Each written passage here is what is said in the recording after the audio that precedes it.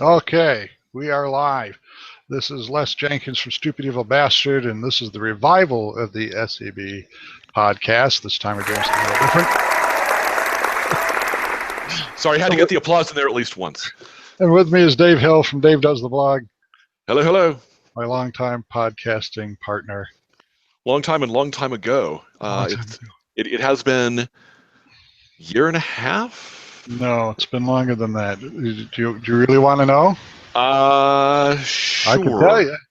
Yes. The podcast 8, the one preceding this one, we did that on the 8th of May, 2012. No. Yes. Wow. It's been 3 years. Well, so what's new with you? Well, I no longer live in Ann Arbor. As most folks that follow the blog know, we had to move out due to high rent, so we're back in Canton, which is where I was when I started the blog way back when. So that's kind of neat.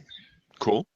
But beyond that, it's pretty much it's been 3 years of more or less the same thing: getting up, going to work, coming home, playing video games. There you go. So I know next to nothing about Michigan and geography and stuff. I mean, Canton, is it a nice place? Is it? It's a suburb of Detroit. Okay. It's if you're familiar, are you familiar with Ann Arbor at all? I've heard of it. If you look up Ann Arbor on the map, we're about a half hour from where we were. Okay. Is that closer or further away from work?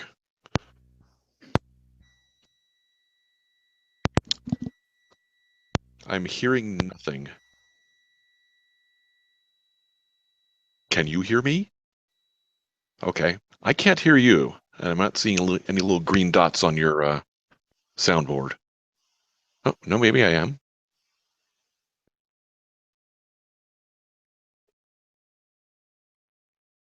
I can't tell if it's just me or if it's just you. I'm hearing clicking and popping. Oh, wait. Is that better? That's better. Look at that. Trying a new format, and we're already having issues. I should have stuck with the USB headset.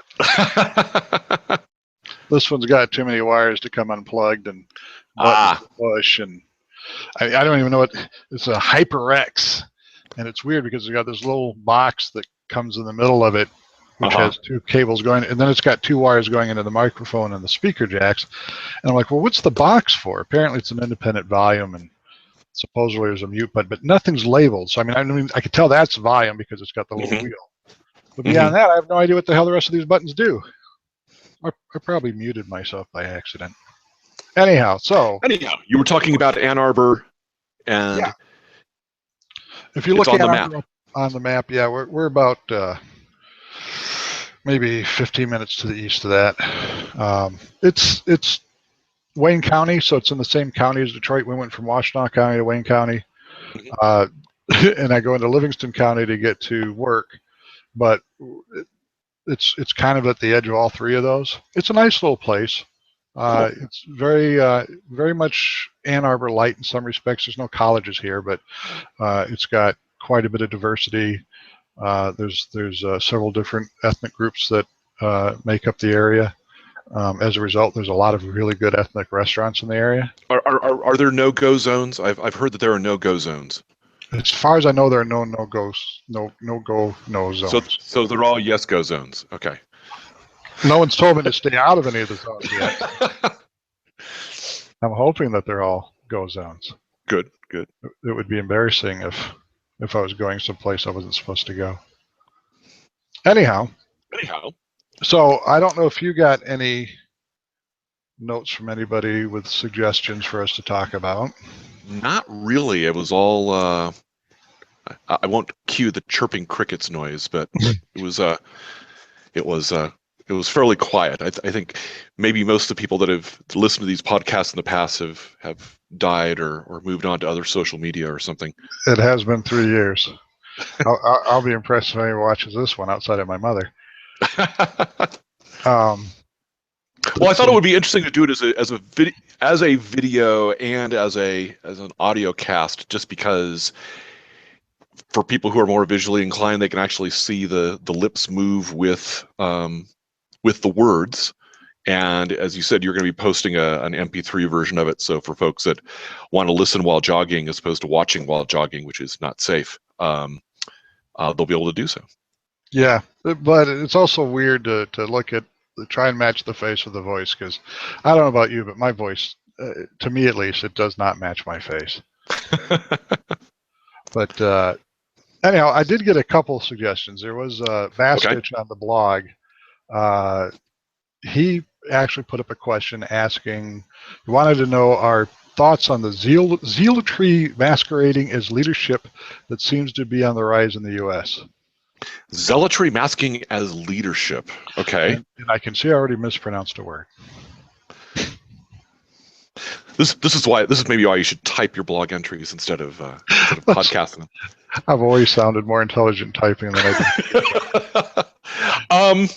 Zealotry masking as leadership on the rise in the United States. I don't know if it feels like it's on the rise, although looking at it historically, we've had plenty of periods of demagoguery and sort of rhetorical extremism for various causes. But there does, I mean, the statistics I've seen do seem to indicate there's, kind of a growing ideological divide. Mm-hmm. Fewer people necessarily, well, I've seen conflicting things. Some places say, fewer people identifying as moderates, others saying, no, there's kind of a more move to the middle in some areas. So I don't know. Certainly the people that are getting the sound bites on TV and the radio seem to be the ones that preach the most divisive, do the most fear-mongering and preach the most divisive messages. Watch out for them. They're not us. Better join us. Otherwise, you're going to be one of them, kind of a thing. Yeah. Honestly, I don't know that.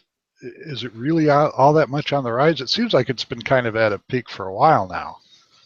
I mean, to me. I mean, yeah, exactly. I mean, I guess the only thing I can say is that, and I'll go ahead and I'll pick on the GOP because why not? Looking at the current crop of GOP contenders for the nomination for president already, there don't seem to be a lot of differentiators, and all of them seem to be preaching messages that are fairly extreme, and the dangers of of immigrants, and the dangers of evil Muslims coming to kill us in our beds, and the dangers of the gay people trying to steal marriage, and all of this, and not a lot to distinguish them besides that, and not even much with hairstyles. And it seems like in the past, even in the past previous 3 or 4 election cycles, there were, at least during the primary periods, more moderate candidates out there, and there doesn't seem to be much on the moderate side of things this time. Yeah. Arguably, maybe Jeb, but Jeb Bush seems to be busy, again, for the purposes of primaries, running right with the pack as far as the talking points. Yeah. Well, he seems to be spending a lot of time trying to make up for mistakes in his answers to a couple of questions, too. Yes.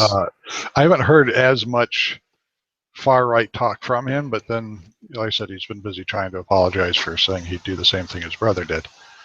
But I don't know. It seems to me like the last several, again, going with the GOP primaries, mm-hmm. have been much the same thing every time, and you kind of expect that they're going to be preaching to the choir, as it were.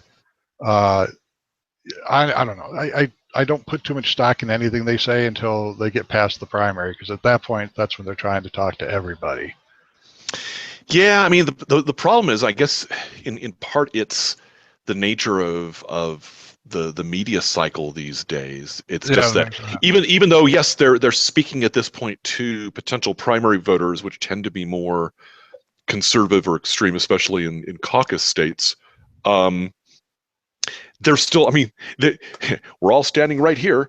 They're still speaking to the public, and the things they say and the positions they take will get pulled back out during the general election, and rightfully so. I mean, either they're being disingenuous in one place or disingenuous in the other place, or both. And so it's not just like they're sending letters to the most likely Republican candidates, and then they appear on the general scene having won the nomination, and they can run just on what they say from that point on. Right. Yeah. But I don't know that it's any worse than it's ever. Well, we've had. No, I don't think it's been any worse than it has been in a while. I mean, we've got Ben Carson and people like that out there that are obviously running from a religious right perspective, but they almost never make it through the primary process anyway. So I don't know it's anything really worth worrying about, Yeah, I mean, I guess part of my problem is I don't necessarily see anybody on the GOP side of things that I even see as being serious presidential material, with the possible exception of Jeb. And I just see him as a poor candidate, but the others are it's a real kind of clown car of people who have either run their states into the ground or have done, held and espoused positions in elective office that just, kind of make my skin crawl, kind of a thing. Yeah. I'm with you there. Which brings up a question. Do you think the folks on the left are guilty of a similar sort of, because Hillary's gone awful left, awful progressive in a lot of her speeches lately, and she hasn't even officially declared yet. Mm-hmm. Actually, hasn't she? I think she's officially declared, hasn't she? I don't remember. She has a logo and everything. That don't mean anything. I got a logo. but no, I mean, you're right. I mean, and I think, in a sense, and my own feelings on Bernie Sanders are mixed, but I think his entry into the race and a lot of the attention and noise that's been generated around him, I think has I mean, for the same reasons, has kind of forced Hillary to address and try to engage with folks further to the left than she probably is. I'm hoping that he does, but I think she came out of the gate pretty strong on some of the progressive stuff. I mean, particularly like the gay marriage and equal rights stuff. She came out pretty strong on that right off the bat. I think she had a feeling from the start that she needed to address some of that because of the fact that she's got some stuff that people don't like about her on the left in terms of she was for the war. She's always been a bit of a hawk, so and very much kind of a big business, financial interest kind of a candidate. I mean, and so, but it's in some ways it's relatively easy, and I suspect it's probably fairly sincere on her part, but it's relatively easy for Dems to campaign socially on social issues from the left, because that's where they're based, and I think actually a lot of the citizenry are for, as opposed to the campaigning from the right. But where she stands on some of these other issues, I think is going to be I think it's going to be interesting to see where she's had to react already from kind of the non-candidacy of Elizabeth Warren, and now the economic, financial positions that Bernie Sanders takes, and to what extent she'll embrace any of those with an eye towards, and how that will play come the actual election season. Well, see, as we brought him up, what do you think of Bernie Sanders?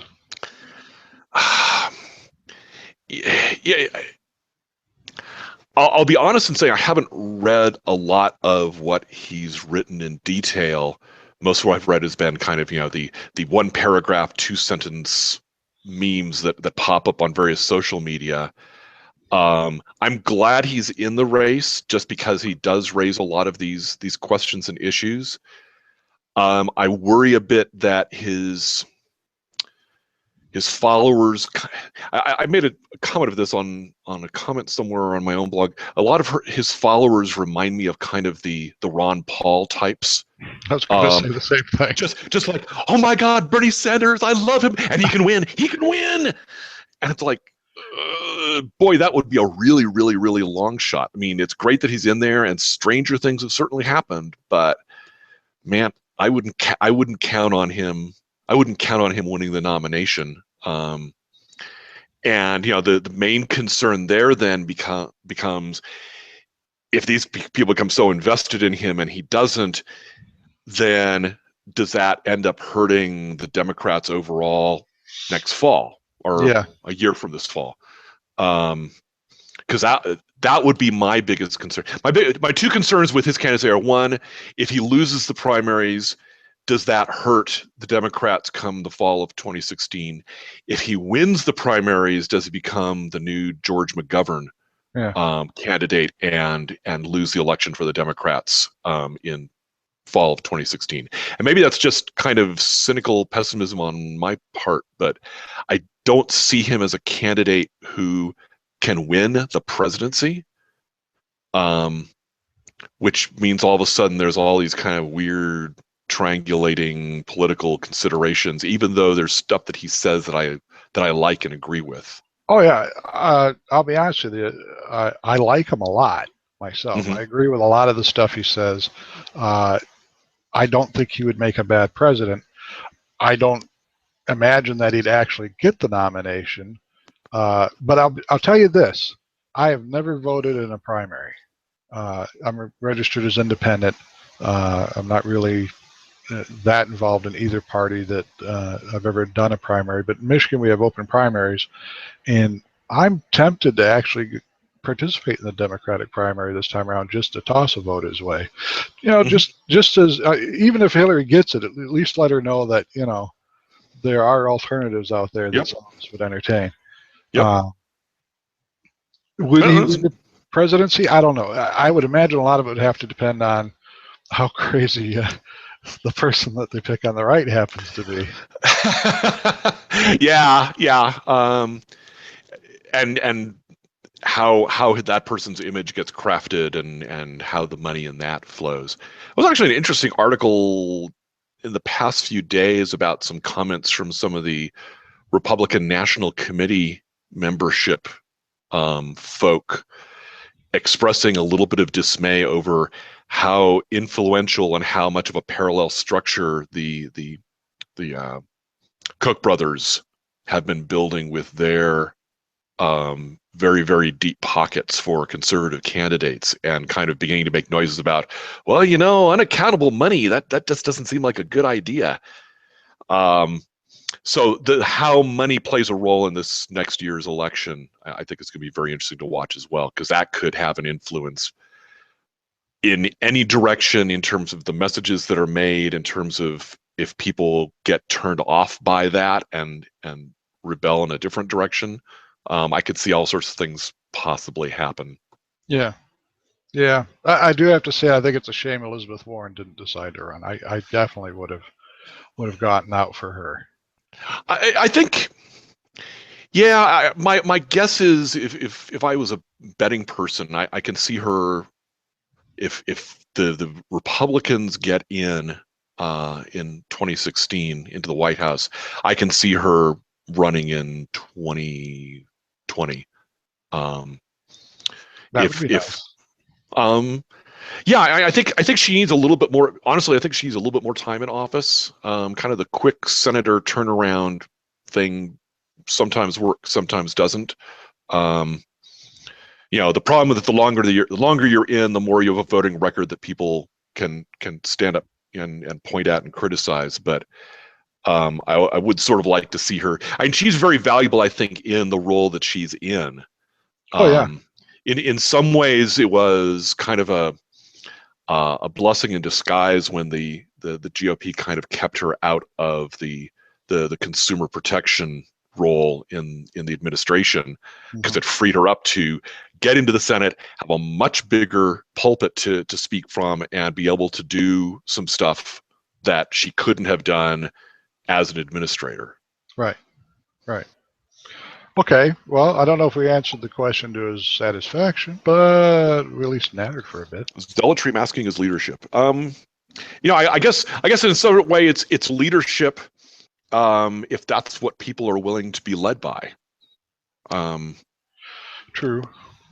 Well, and honestly, there's a lot of people on the right that make a lot of noise. Ben Carson, Ann Coulter, Rush Limbaugh, and I don't know if it's correct to consider them leaders. At least, I don't know. I guess it depends on your definition of leaders.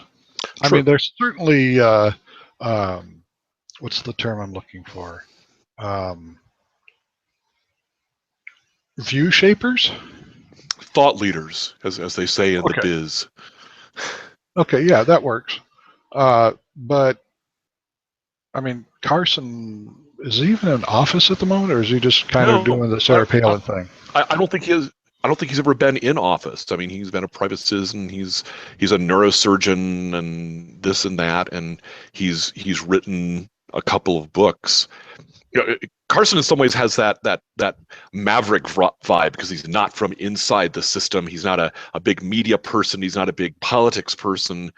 And so he says and has said some things that aren't quite with that basic mold. Mm-hmm. But he's also said some really crazy stuff too. And I don't want to say anything. I won't say anything too much against him because my mom actually likes him.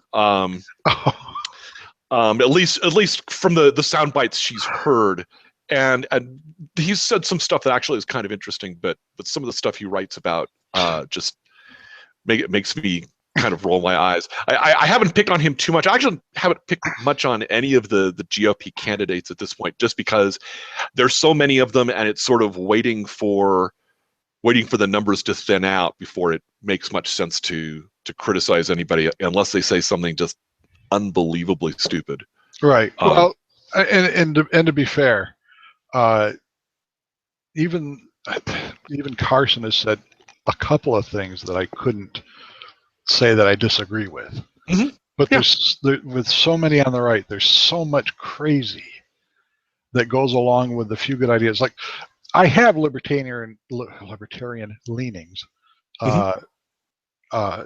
But when you get into the big L libertarian stuff, we want to get rid of the IRS and so on and so forth. I'm like, no way. There's no way I would go along with that. Mm-hmm. So there's, the attempt that Rand just made recently to stop the Patriot Act renewal. Hey, I was all for that. Yep. But not enough to vote for president.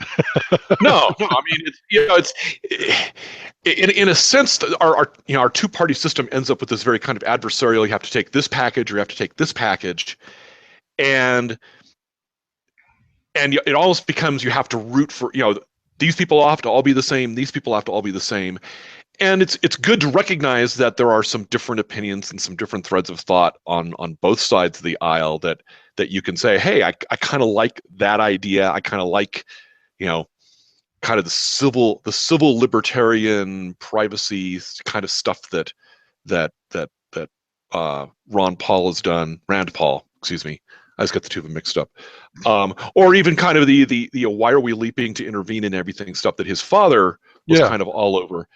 And it's good to be able to recognize that and applaud it and say, I like that, but that doesn't mean I'm necessarily going to vote for him to do everything else, because all of his other ideas, or a lot of his other ideas, are crazy talk.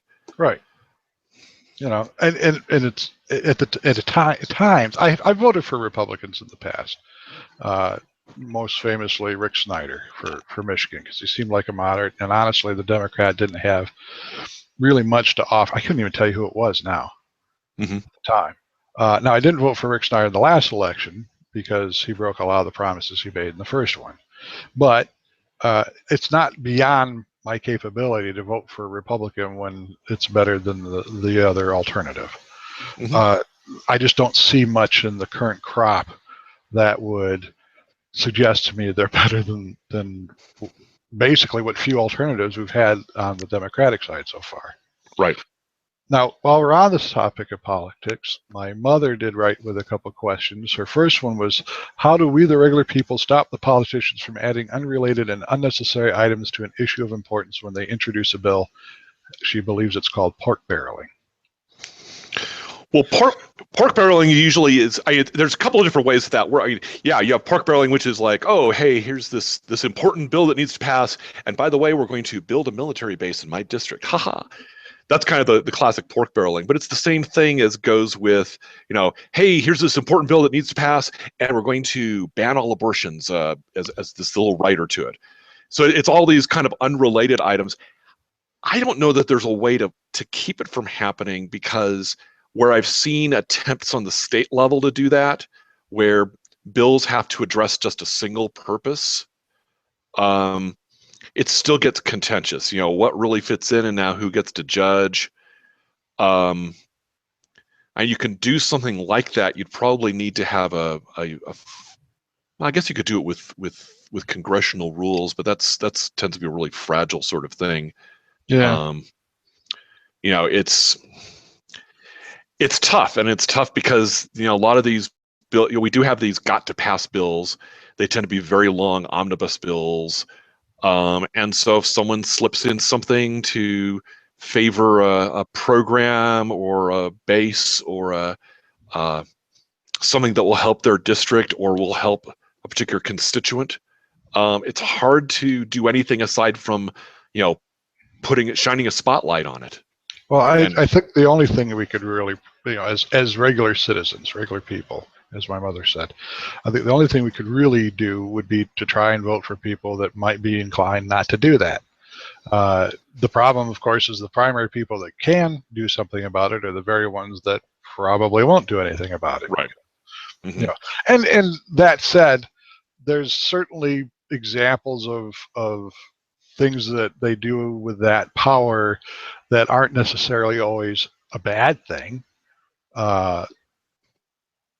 There are certainly projects that were very worthwhile that the only way to get them in was to stick them in as a writer on something else. Sure. When it's done for virtuous reasons, I heartily applaud it. It's when it's done for evil that it must be stopped.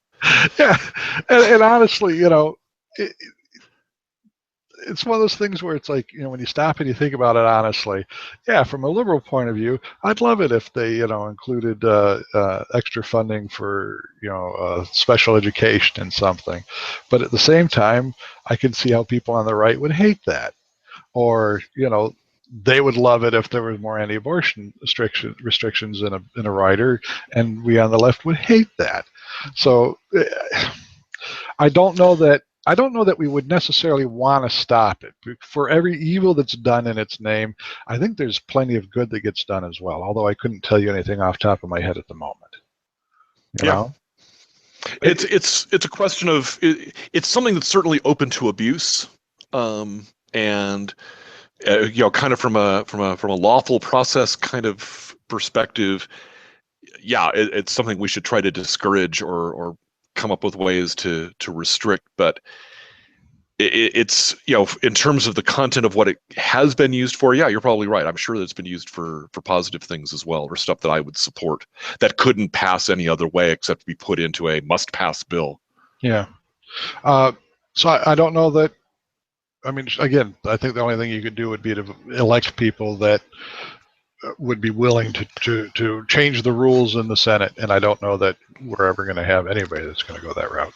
Well, even if there was a candidate coming along saying, "I promise that I won't do this," or that I will see if we can get the rules passed.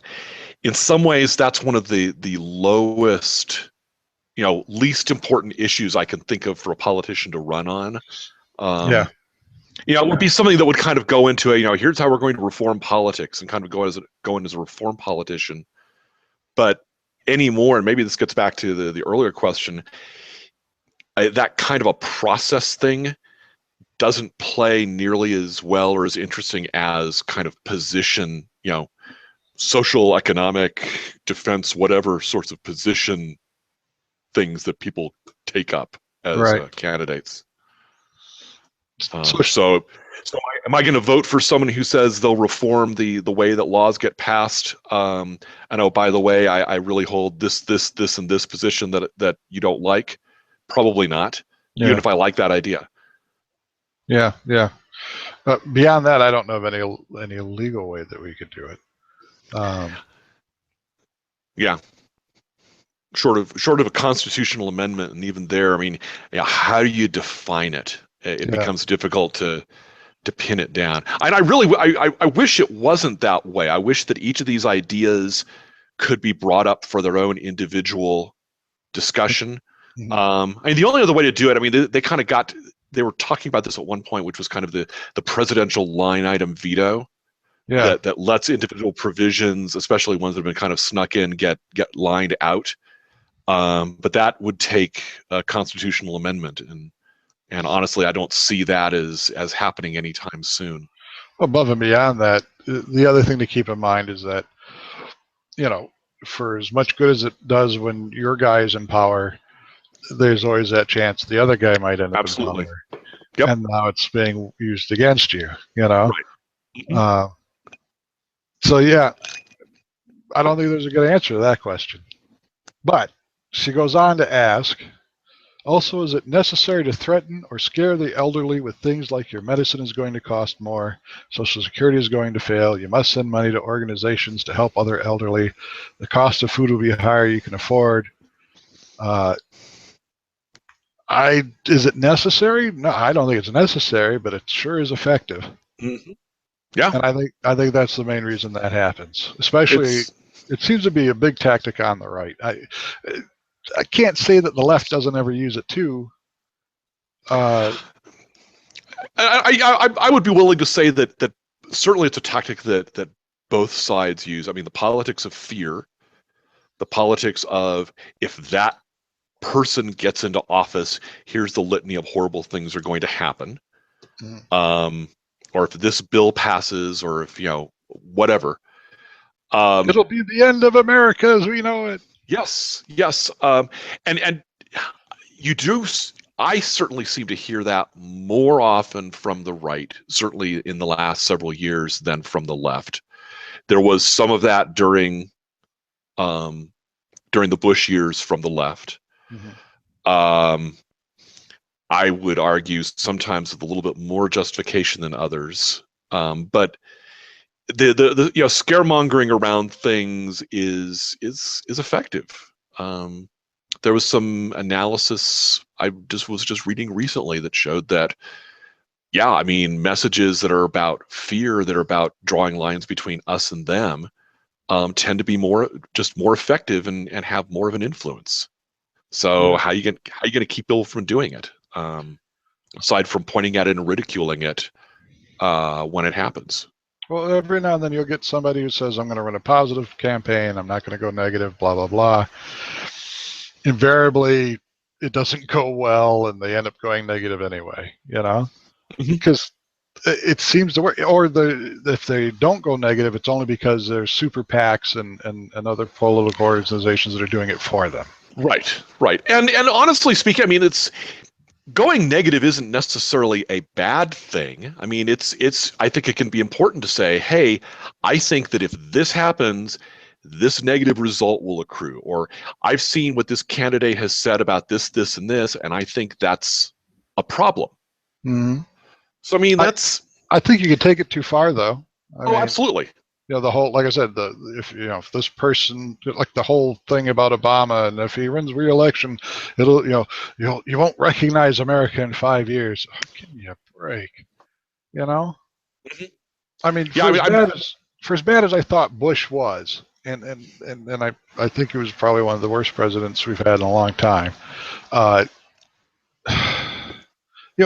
Even as bad as the Patriot Act is, I wouldn't go as far as to claim that, this isn't the America that, that somehow it's completely changed and it'll never be the same and we've lost something grand and blah, blah, blah. It seems the hyperbole, I guess, it's just at times you got to wonder who really buys into that, but somebody must, because they use it and it seems to work.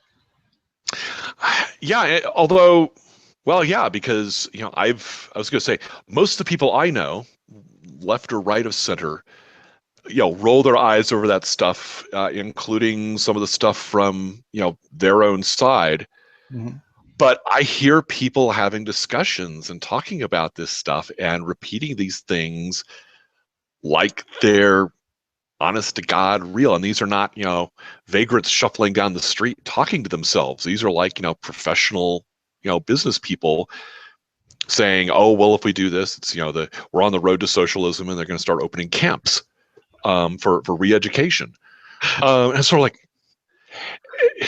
and, there are times when I've, kind of, well, I that seems unlikely. And, remember people were saying the same thing when Bush did this, or, look, they managed to have done this stuff in Europe and they haven't opened re-education camps. Well, it's because they don't love freedom the way we do. So I don't know. Oh, there goes the wife. Hi, wife. Hello. That's okay.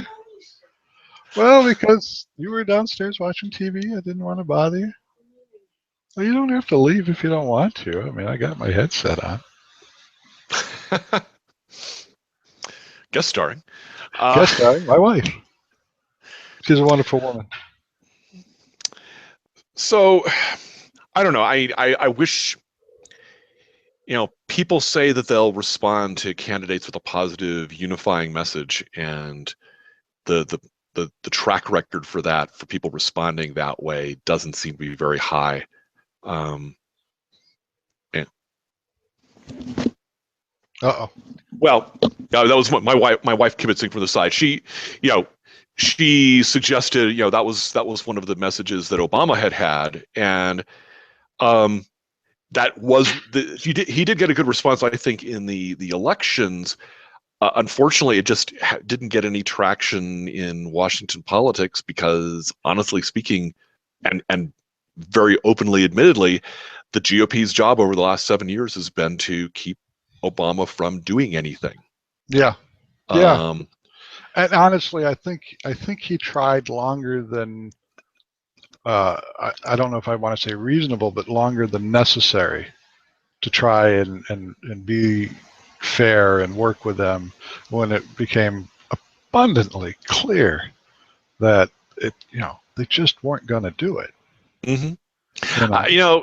This is an era that I wish I could fast forward 50 years and read about kind of assessments of it from beyond if not the lifespan, then the careers of anybody who's currently involved in it, just to kind of see how that perception is and how much of it is colored by my own prejudices in the matter, and how much of it is is an accurate reflection of how I've seen this particular presidency go, and the way politics in Washington have run.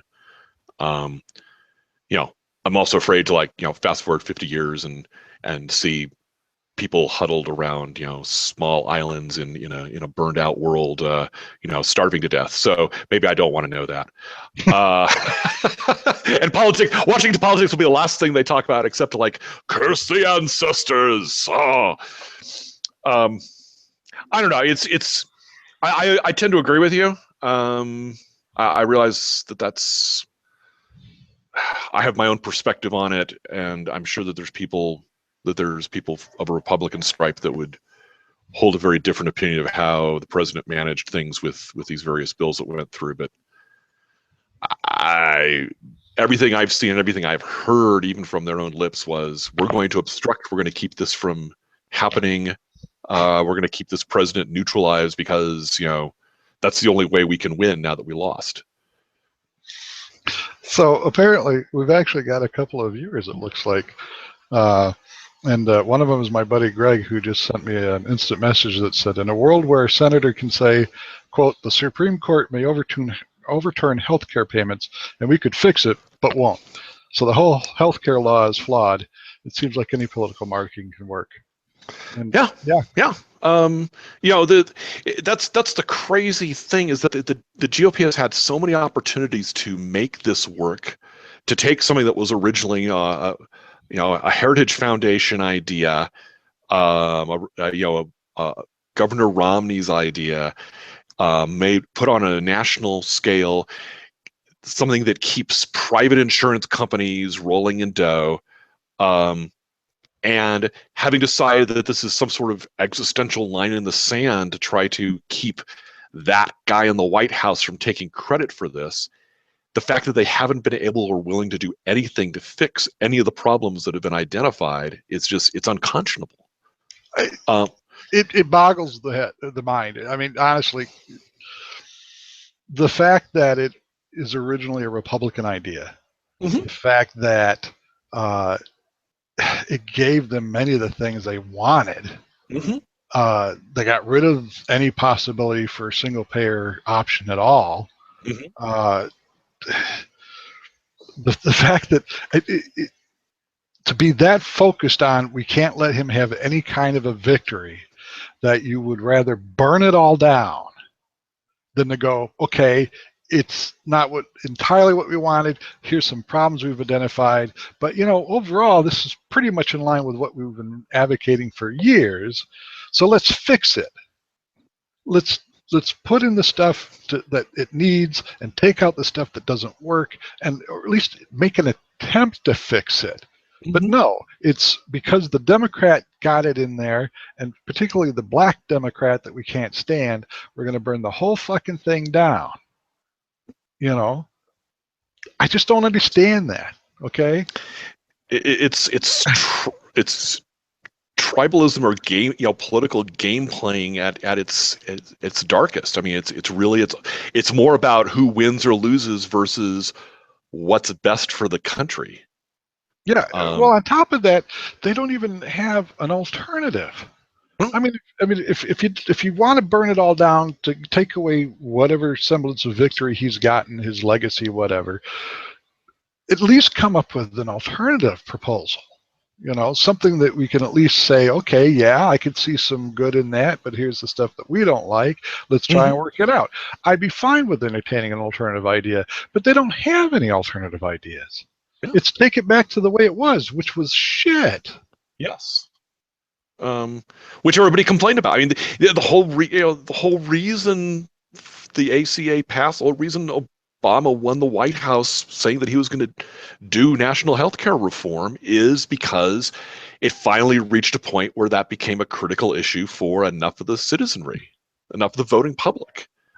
Greg just IM me. Don't pay for the health care of poor people.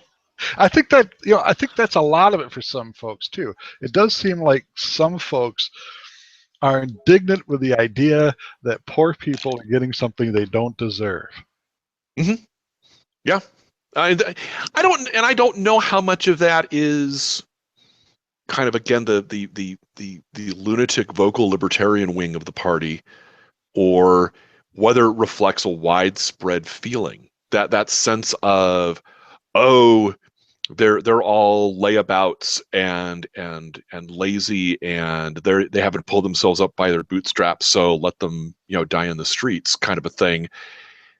I think most people, push came to shove, they'd probably disagree with, but they'll mouth some of the arguments behind it.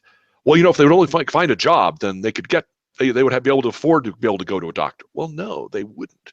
The leading cause of bankruptcy in the United States was medical cost-based bankruptcy. The problems in our insurance industry before the ACA were driven by a large extent by uncovered costs, by people, hospitals having to charge exorbitant amounts because they had to make up for all the people that were wandering into their emergency rooms for emergency care for stuff that can be treated in so many less expensive ways, but wasn't, because people couldn't afford a doctor visit. Right.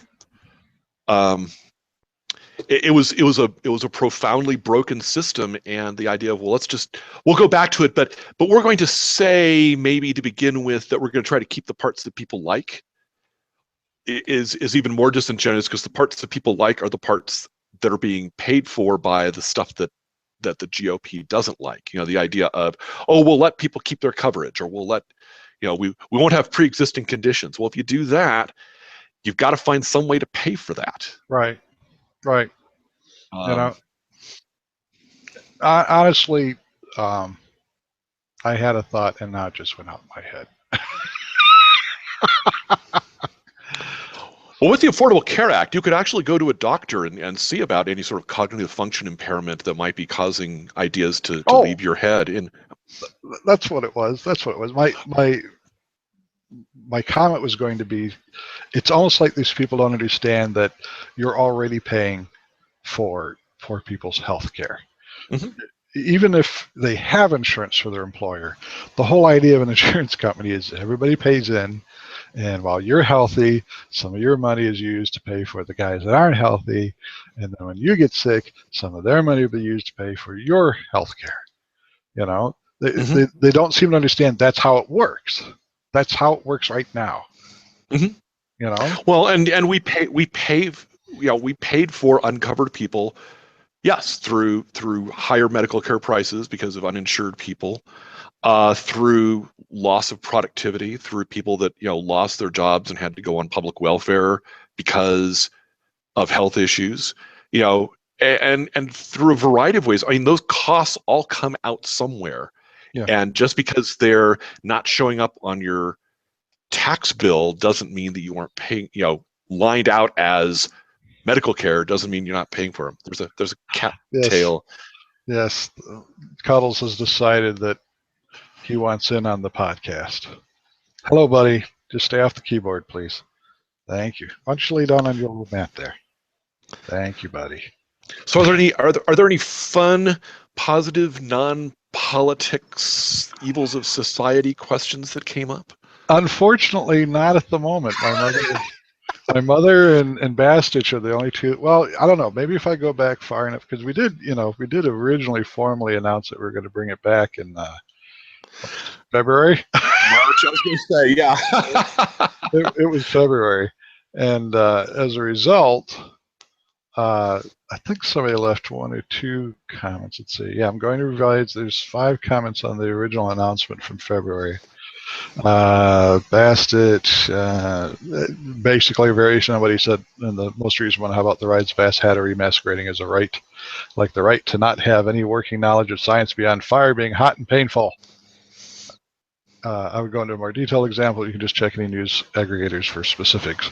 So the rise of the anti-science as a right.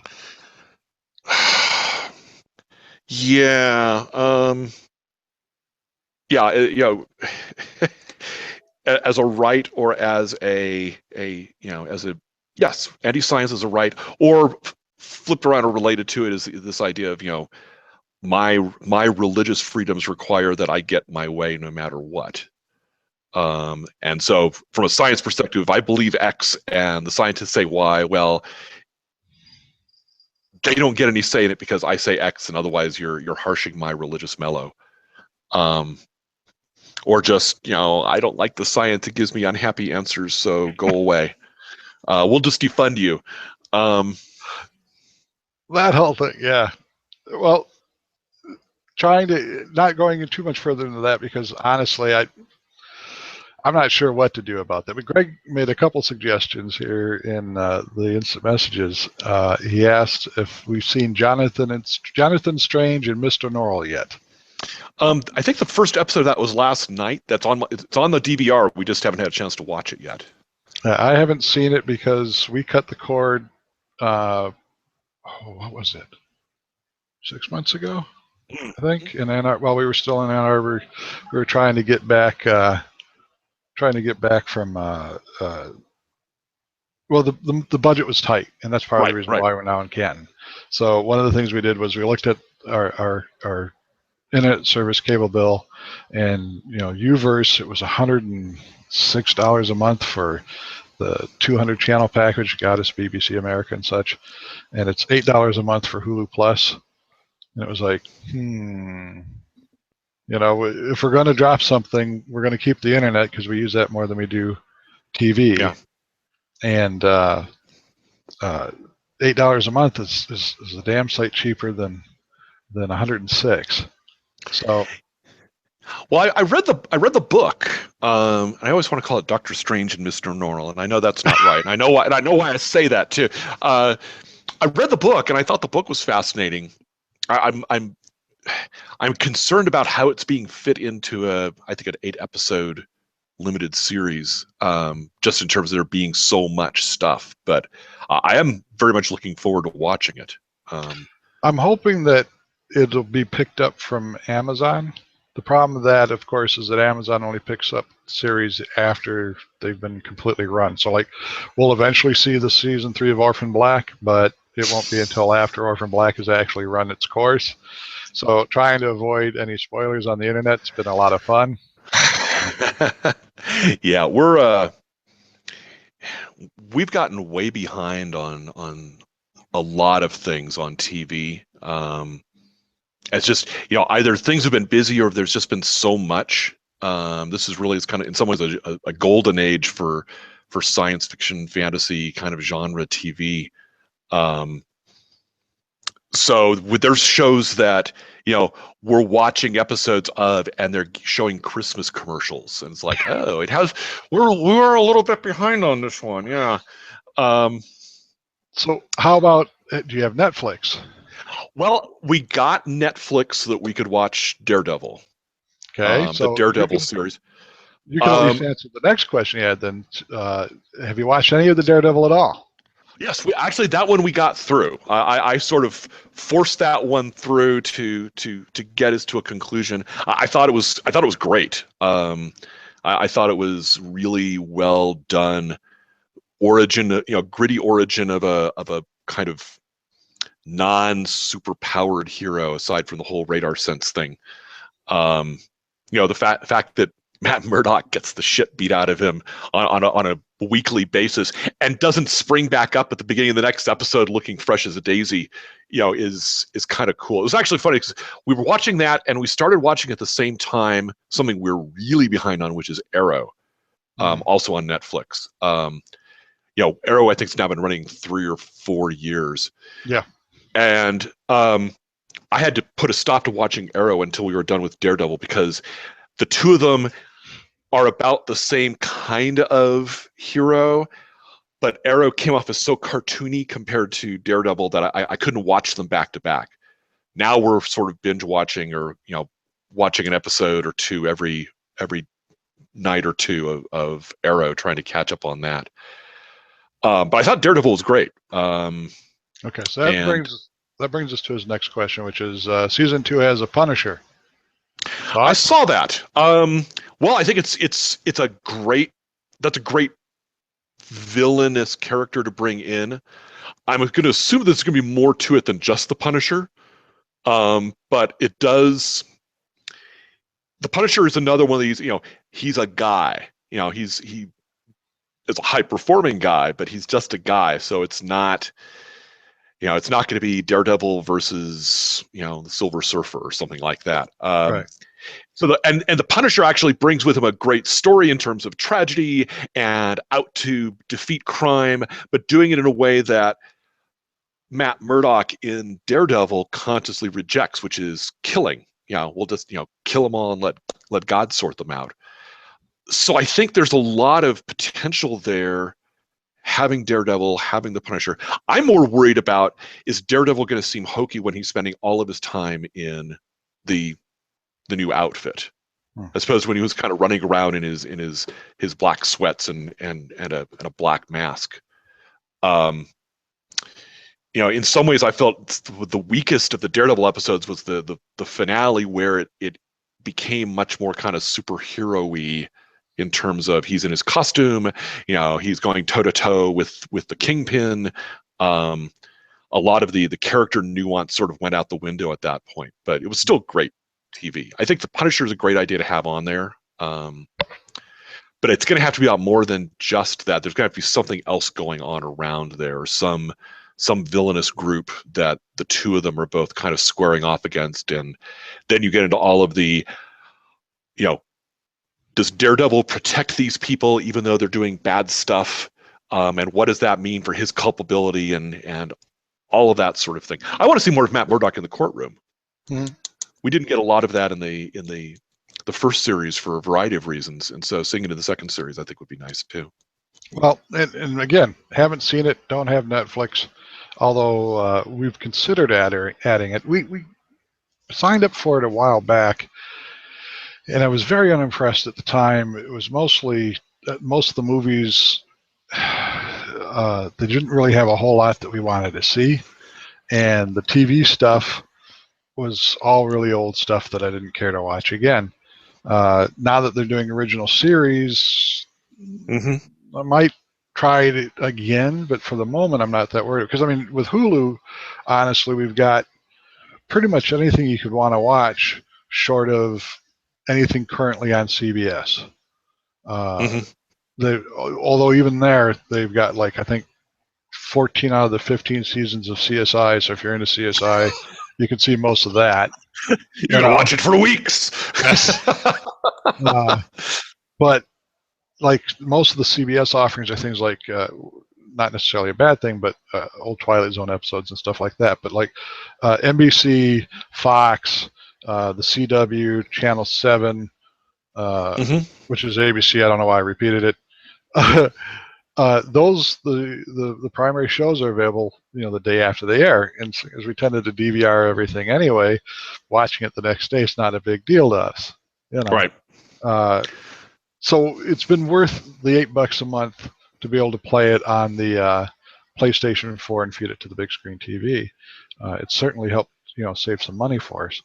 And then for movies, we rely on Amazon, and we'll do the rentals through that when stuff becomes available if we haven't seen it in the theater. Right. And then, of course, there's the stuff that shows up on Amazon Prime for free occasionally. But honestly, we've been getting along pretty well with that. We just added an HD TV antenna to the set, a little indoor 30-mile range antenna, so that we can pick up live broadcasts. And we might make an effort to try and catch some of the CBS shows we've been missing. But we're so far behind on them now that it's like, we'll probably use it for news, and that's about it, Yeah, the Netflix, it's going to be interesting to see kind of where. It's actually annoying.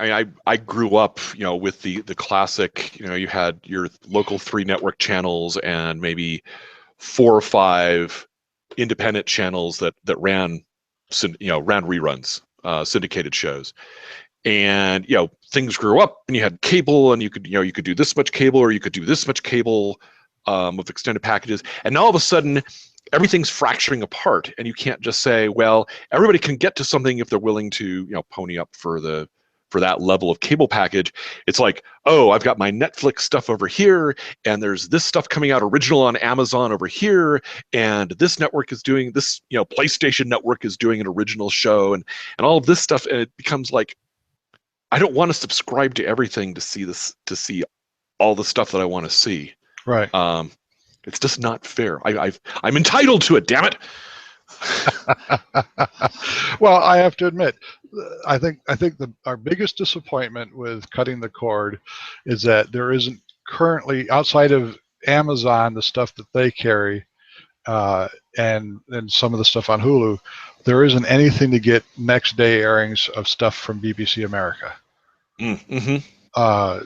And it's really upsetting that Amazon just dropped Doctor Who completely because they couldn't get an exclusive right to it. Because when I wanted to watch old episodes of Doctor Who, I could go to Amazon and watch it without commercials. Now I have to go to Hulu Plus, and there's commercials every so often.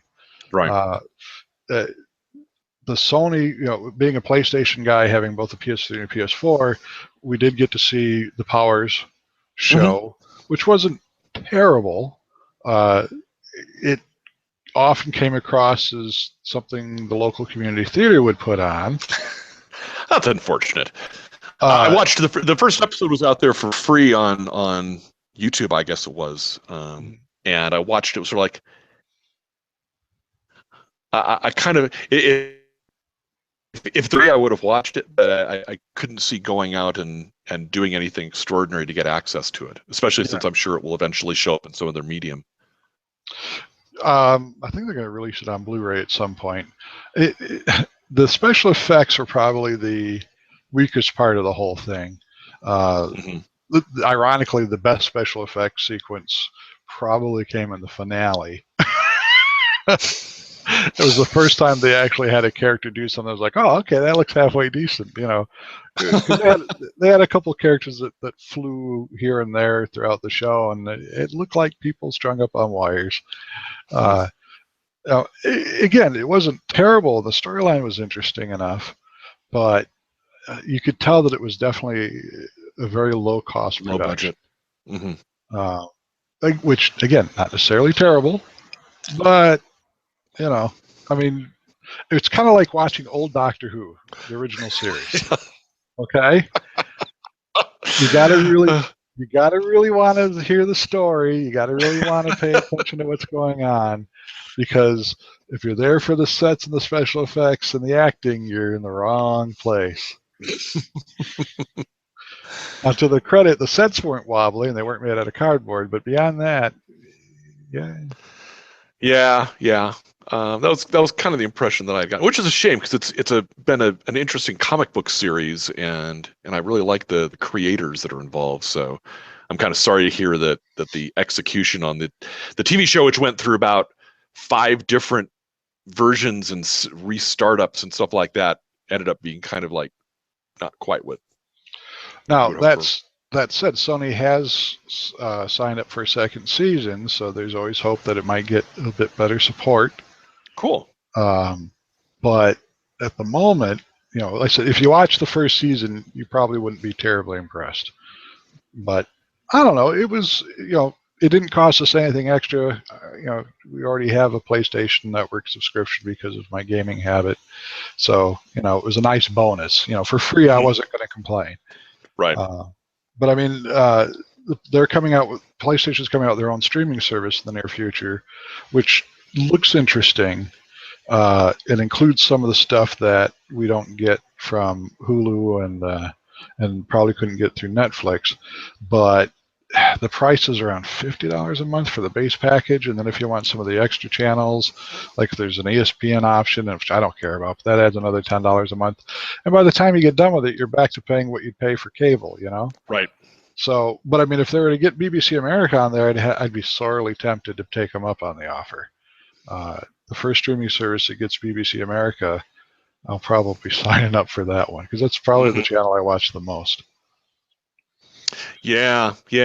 Like I said, it's become such a fractured market in so many different partial providers of stuff outside kind of the big cable, big dish networks that it's tough to stay in touch with everything that you want to keep in touch with. I was actually reading an article the other day where someone was sort of lamenting about how, you know, back long ago, you know, if there was a big show on TV, you could have a good sense that pretty much everybody at the office or all of your friends had either heard of it or even quite possibly seen it if it was a big event. And now it's like, oh, hey, did you see that show? Oh, no, we don't get that channel, or we don't have that service, or we cut the cord, or yeah, I've got it on the DVR. I'm going to probably get around to it in September. So no spoilers, man. And so it becomes, in a sense, there's a lot of riches, but it's a much more fractured audience because it's a much more fractured market. Yeah. Which is, net, that's a good thing for the individual consumer and probably not as good a thing for kind of the social, you know, the social background where, you know, everybody sees episode X and there's an idea that's now in everybody's head, assuming that was something idea based. Now it's like, ooh, ideas are hard. I will watch something else. Yeah. Or, oh no, you know, I saw the first episode of that and I didn't like it, so I've never watched it again. Well, there's been a few shows like that. I watched the first, I think it was 5 or so shows of Walking Dead, and for me there was too much talky and not enough shooty. So I watched the first couple and ended up not following it because it didn't strike me as a show that my family would enjoy, or more specifically, that my wife wouldn't enjoy. And at the time, my daughter was, you know, probably 8, 9, something like that. And so it wasn't something I was going to watch with her. And I have neither the opportunity nor a lot of inclination just to kind of watch shows all by myself. For me, it's really kind of a social family activity. much to my family's regret. I never followed up on it, and I know it's become wildly popular, and they're doing a spin-off. I enjoyed the graphic novel or the comic book series, although even with that, I haven't actually read it in a few years. For some reason, it kind of dropped off the map for me. Probably around that same time. I'll say this: of the options that are out there right now, for keeping up on television, Hulu Plus is probably the better option in terms of not having to wait till a whole season gets done and then binge watching. Cool. One thing that it has enabled us is I've actually gotten quite a bit back into anime at this point. Because they have a crap load of anime on there. It's actually very impressive, and a mixture of subs and dubs. We've actually sat down, and I finally saw Death Note, which was a very popular series for a while, and I'd seen bits and bobs about it here and there, and had no idea what it was, and that was very twisted. We made it through the first season of Attack on Titan, which was twisted. We're rewatching Rama 1/2 because my collection of Rama 1/2 is currently all on videotape, boxed up in the basement. Watched some Tenchi Muyo I never got around to. My wife is currently in the middle of Fairy Tail. Actually, I think she's near the end of Fairy Tail. Wow, that's been the show that has been my daughter's favorite anime, and she's gotten us watching it along with her. We now have these arrangements. We're watching Fairy Tail and we're watching Babylon 5, and so we'll have I get her to watch an episode of Babylon 5, and she gets me to watch 3 or 4 episodes of Fairy Tail, which is probably to her overall advantage, but we managed to survive that way as a happy family. I made it through most of the first season of Fairy Tail before I lost interest, and I mainly lost interest because it suffers from the Dragon Ball phenomenon in terms of every enemy they meet is is impossible to beat, and then eventually they end up still managing to beat them somehow, and it's like through spirit and heart. And loud yelling. And it's one of those things where after a while you just get tired of them always going up against impossible odds, because especially considering the main character is supposed to have this buried ultimate power that even though there are other people that are the same class of character that he is, he's like got something. If he ever realizes his full potential, he could destroy the world or something like that, that sort of thing. But it only ever comes out when that impossible to beat person is beat the shit out of him 3 or 4 times, and I don't know. It gets a little too Dragon Ball Z-ish for me in terms of. He's beyond 9,000. So. I don't find it going quite to that level, but yeah, there are times when it's a little formulaic at times, and it's a little on the sillier side than I care for in my anime. But it's not bad. I have seen worse. I would actually probably put Dragon Ball Z in that category. If you find that you are in need of an anime fix, you do worse than Hulu Plus. Okay. The amount of commercials. My daughter finds all the anime she needs just like online. It's just if you're willing to pirate it, sure. Well, actually, it's at sites where she can just play it from. Yeah, well, actually, that's surprising. Funimation, I believe, is one of the bigger players now. They actually do stream quite a bit of it for free online. I think Crunchyroll, I don't know if they do it for free or not, but I know Crunchyroll is another big service. They've got an app for the PS4 as well, but there's so much on Hulu that, I haven't had a need for it. Yeah, and honestly, the commercials on Hulu are small enough and infrequent enough that it's not as bothersome as you might think it would be. I've watched a couple of things on Hulu on occasion, like the non-plus, or it was like, free Hulu week or whatever it was, and I still found it annoying. It's like, if this was the service I was going to pay for, I wouldn't want to buy the commercials. But for that matter, I'm paying for cable, and I'm having to watch commercials as well. So Yeah, well, interestingly enough, my biggest complaint about the commercials on Hulu is simply the fact that because they don't have the range of advertisers that your commercial television has, you end up watching, especially if you're binge watching. Like for a while, I guess Dodge has got a new slogan now, "End Toto, No Toto" or something like that. Or, and their commercial features Dodge trucks and it's a Mexican rodeo, and we watch the same damn commercial every time we started a show for like 4 days. Yeah, my daughter and I binge watched. I can't remember what it was. It was some show on the Xfinity on demand, and yeah, they had their own commercials substituted in, but it was like, yeah, the same 4 or 5 commercials. You know, it was the same insurance commercial, the same truck commercial, the same. You know, it was like, I will never buy this product. Yeah, Never. Never gonna own a Dodge truck at this point because I freaking hate their commercials. The other one that shows up a lot too. There's a lot that show up. A lot of the times they'll just put a Hulu Plus commercial on. It's like, here's all the other great crap you could be wasting time watching on Hulu Plus. And but there's one for American Crime, and it's one of the short commercials, only like 15 seconds or so, so it's not that annoying.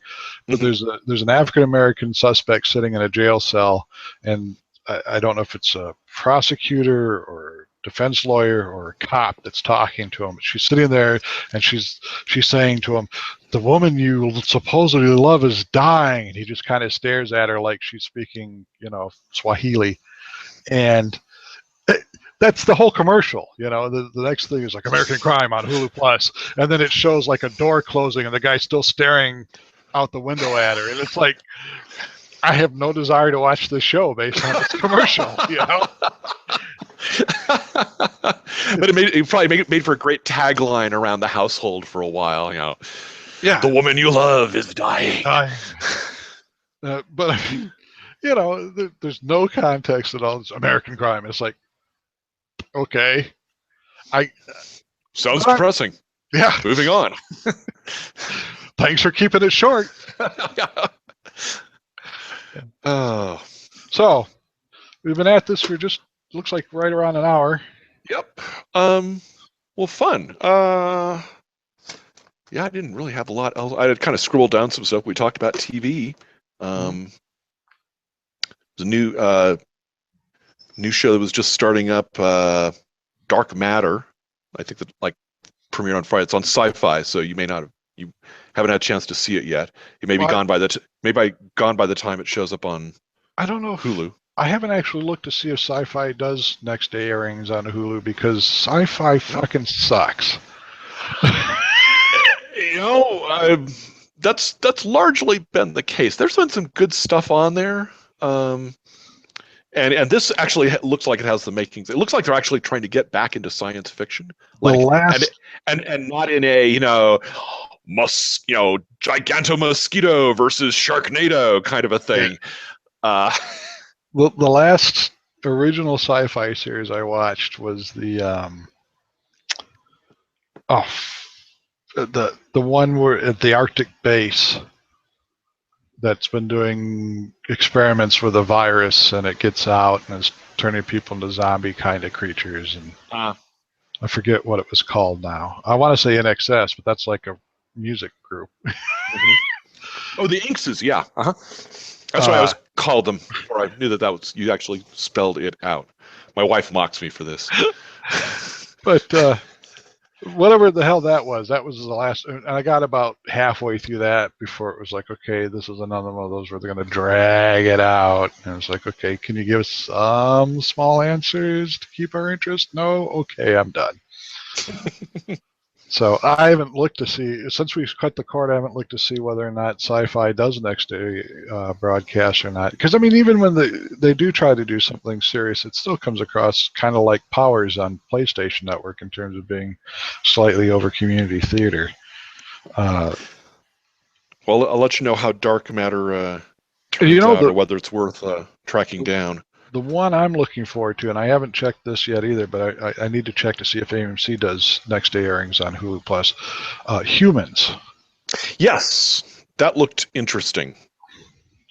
especially considering that one of the major characters in it is the woman who also starred in IT Crowd as the manager, and it's like, well, she's doing a dramatic part. That'll be interesting to see. Mhm. So cool. Yeah, it's on my list to DVR when it comes along. It irks me because I can't preset my DVR more than like 2 weeks at a time until like it's going to start, until it's actually on the schedule. right. And so I have to like put stuff in the calendars a couple of weeks ahead of time to say, okay, make sure you put in, TV show X to start recording it. So yeah, that's on my list definitely. Okay. So, politics, pop culture. I think we hit most of the stuff. Yeah. It's been fun. Well, and people have gotten to see our smiling faces. It was actually kind of nice. We actually had a couple of people watch and send comments, so that was kind of nice. Hopefully, we'll get even more people next time. Cool. But well, let's try not to make it 3 years until the next one. Yeah. Well, this was relatively easy. This at least so far, it seems to have been working better than doing it through Skype and stuff like that. And it's nice to be able to interact on a face-to-face basis as well. Yep. Okay, cool. All right. Well, Alrighty. We're going to sign off for now, and I don't know if we'll see each other in a month or so, but we'll for that. Meet again. Don't know where, don't know when. You have such a lovely singing voice. Or I've been watching too much Dr. Strangelove. All right, cool. Thanks, Dave. Thanks, Les.